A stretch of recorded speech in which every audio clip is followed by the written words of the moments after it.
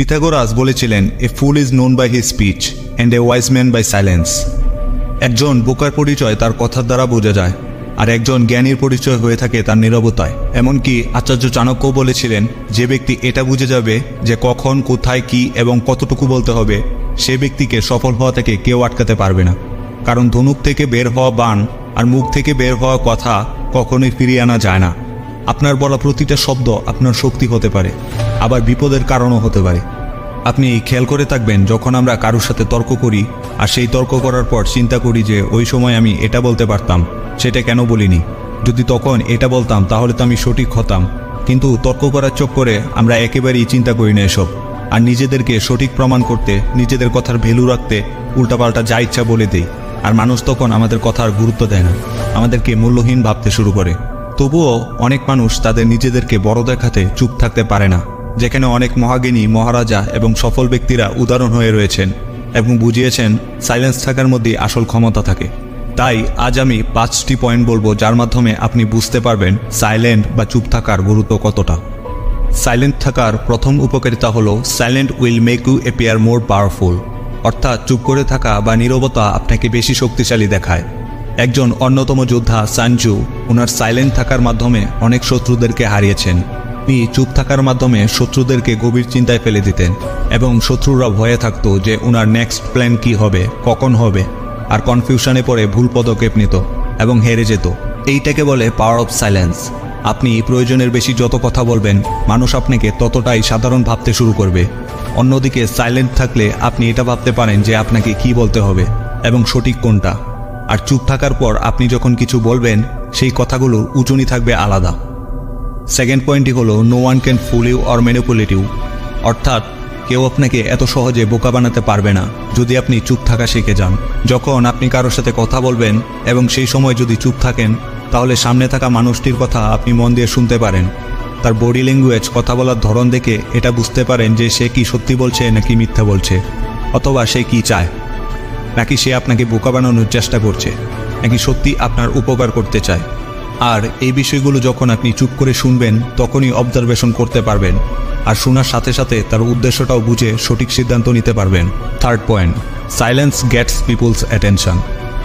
আপনি যদি কোনো গ্রুপ মিটিংয়ে থাকেন অথবা কোনো ক্লাসে থাকেন, তখন হয়তো বুঝতে পারেন যে কিভাবে চুপ থাকার মাধ্যমে অ্যাটেনশন গ্র্যাব করে ফেলা যায়। কারণ আপনি খেয়াল করে দেখবেন, টিচার যখন ক্লাস নেওয়া শুরু করে, তখন মনের অজান্তেই আমরা অন্যমনস্ক হয়ে যাই, বিভিন্ন বিষয় নিয়ে ভাবতে শুরু করি, অথবা পাশে বসা বন্ধুর সাথে কথা বলতে থাকি, আর টিচারের কথা ব্যাকগ্রাউন্ডে চলতে থাকে। কিন্তু হঠাৎ টিচার যখন চুপ হয়ে যায়, তখন আমাদের ফোকাস অটোমেটিক টিচারের উপর চলে আসে। কারণ সাইলেন্স আপনার ব্রেনকে সিগন্যাল দেয় যে কিছু তো হয়েছে, আর তখনই আপনার অ্যাটেনশন বেড়ে যায়। ঠিক তেমনই আপনি নোটিস করে থাকবেন, যখন আপনি কোনো গ্রুপে বা কারোর সাথে কথা বলছেন, কিন্তু আপনার কথা কেউ শুনছেই না বা পাত্তা দিচ্ছে না। কিন্তু যখন আপনি চুপ হয়ে যান, তখনই আপনি দেখবেন সবাই আপনার উপর অ্যাটেনশন দিচ্ছে। তারা এসে জিজ্ঞাসা করছে, কি ব্যাপার, আগের মতো কথা বলছো না, কি হয়েছে? Number 4, silence makes you more creative. চুপ থাকার মাধ্যমে আপনার ক্রিয়েটিভিটি আগের চেয়ে আরও বেটার হওয়া শুরু করবে। যখন আপনি চুপ থেকে নিজের সাথে একা সময় কাটাবেন, নিজেকে সময় দেওয়া শুরু করবেন, আপনার মাইন্ডে বিভিন্ন ধরনের ক্রিয়েটিভ চিন্তাভাবনা আসা শুরু করবে। আপনার ক্রিয়েটিভ থটস আপনাকে ধীরে ধীরে প্রোডাক্টিভ তৈরি করে ফেলবে। আপনি যত বেশি ক্রিয়েটিভ চিন্তা করবেন, আপনার ইমাজিনেশন পাওয়ার অর্থাৎ কল্পনা শক্তি তত শক্তিশালী হবে। আর কল্পনা শক্তি হলো পাখির মতো, আপনি যত উপরে উঠতে দেবেন, আপনি ততটাই লাইফে অ্যাচিভ করতে পারবেন। আপনি নিজেকে চুপ রেখে এবং নিজেকে পজিটিভ রেখে যে কোনো কাজকে বেটার উপায়ে করার ক্ষমতা রাখেন।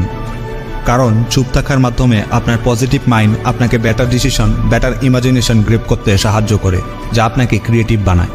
5 নাম্বার পয়েন্টই হলো এমন একটি বিষয় যেখানে আপনার চুপ থাকতেই হবে, আর সেটি হলো আপনার প্ল্যানস বা গোলস। অর্থাৎ আপনি যদি কোনো জিনিসের উপর কাজ করে যাচ্ছেন, তাহলে সেটা কখনোই প্রকাশ হতে দিবেন না। এই পৃথিবীতে অনেক মানুষ আছে যারা খোলা বইয়ের মতো, সুযোগ পেলেই মনের সব কথা শেয়ার করে দেয়, সব গোলস, প্ল্যানস শেয়ার করে দেয়। আর প্রবলেম তখনই হয় যখন কোনো কারণে যদি সেই গোল আপনি অ্যাচিভ না করতে পারেন, তখন মানুষেরা আপনার উপর হাসে আর বলে যে এ শুধু বলতেই পারে, কিছু করতে পারে না। আর তখন মানুষের মধ্যে আপনার উপর নেগেটিভ ইম্প্যাক্ট তৈরি হয় আর আপনার সম্মান কমে যায়। তাই আপনার গোলস, আপনার প্ল্যানস শুধু তাদের সাথেই শেয়ার করুন যারা আপনার মতোই এক্সপার্ট বা আপনাকে এগিয়ে যেতে সাহায্য করে। অ্যামাজনের ফাউন্ডার জেফ বেজোস ঠিক এমনটাই করেছিলেন। যখন তিনি প্রথম ক্লাউড বিজনেস শুরু করেছিলেন সেই বিজনেস থেকে তার বেশ ভালোই আয় হচ্ছিল, কিন্তু উনি সেই বিজনেস সম্পর্কে তখন কাউকে কিছু বলেনি, কারণ তখন তিনি যদি এই বিষয়টি শেয়ার করতেন তাহলে তার বিপরীতে আরও অনেকেই এই বিজনেসে জয়েন হতো, এমনকি উনার থেকেও বেশি সফল হয়ে যেত। কিন্তু সেই সময় চুপ থাকার কারণে আজ অ্যামাজনের কাছে ক্লাউড বিজনেসের সবচেয়ে বেশি শেয়ার রয়েছে। তাই ততক্ষণ নিজের গোলস বা প্ল্যানস শেয়ার করবেন না যতক্ষণ আপনি সফল না হতে পারছেন। তো আশা করছি এই ভিডিও থেকে আপনি বুঝতে পেরেছেন যে চুপ থাকার ক্ষমতা কতটা এবং কতটা গুরুত্বপূর্ণ।